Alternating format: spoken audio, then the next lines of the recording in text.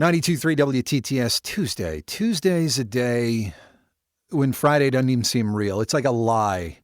We keep telling ourselves that Friday is coming, but I promise it is coming. As heavy as the day you're about to have might feel, Friday is coming. And with it, the promise of a great time. When was the last time you saw stand-up, like in person, not on TV? I got an idea. Or rather, we have an idea. I'm sure the great Margaret Cho will agree that your time will be best spent with her on Friday night. Margaret Cho, what a pleasure to have you on the show. Thank you. I love it. I'm so glad. And yes, I can make Friday the best Friday ever. Let's so do please it. Come join me for Friday. It's going to be great. I remember seeing a rerun at like 2 a.m. of your HBO half hour at a friend's house. This is way back in the day. We were comedy fans. We didn't have cable at my house. So he and I watched all the stand-up we weren't allowed to watch. We didn't know who you were. All we knew was that we weren't allowed to be watching, and it made it all the more funny. And here we are almost 30 years later, and you're somehow even funnier than you were then. I love that. I have some questions, though, Margaret Cho. Yes. So we're like a rock radio station for grown-ups, and it's funny. I'm sure you know it's hard to get grown-ups out of the house sometimes. Oh, yeah, I know. But this is an early show, so you could actually... really theoretically, if you work it out, you could be home by 9:30. So this is actually really ideal for anybody in the Gen X, millennial age range. You know, I love an early night, and Yes. I appreciate it early. You know, and I definitely will give you an early night. Selling points number 1 through 5. All right, you got them. All right, but here we go. So what, aside from work, gets you out of the house? Food, drinks, music, what?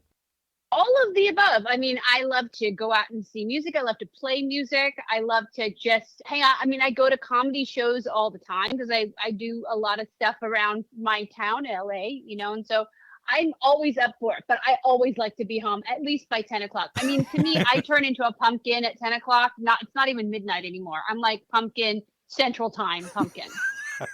What was the last concert? Or a big one? The big concert that I did a concert with Kyle MacLachlan. This was last week, and it was a big one.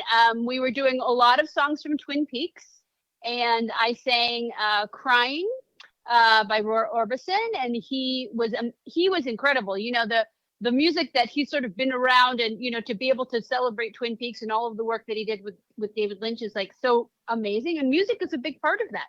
So Wow. I did that with the Red Room Orchestra, which is my band that I play with sometimes. And so that was a show that I got to attend, but also be a part of. Covered Roy Orbison. That's very hard. Yes. I would imagine it is, but I'm sure you pulled it off. Okay, so because we play music for grown-ups here at 92.3 WTTS, this might resonate with some women in our audience and the people who love them. You're pro-menopause. You're all for it.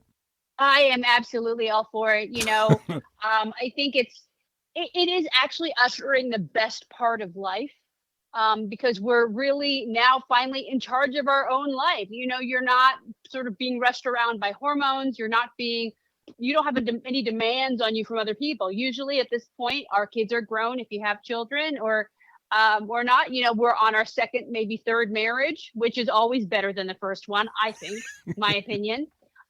Or you're single and having fun. And it's a really great time in everyone's life. So I'm very pro menopause. Well, I appreciate that perspective. And way to look on the bright side. Margaret Cho will bring her live and livid tour to Old National Center on Friday night. We are so fortunate that she has picked Indianapolis for part of this tour. Margaret Cho, what a pleasure and what an honor. Thank you. Thank you.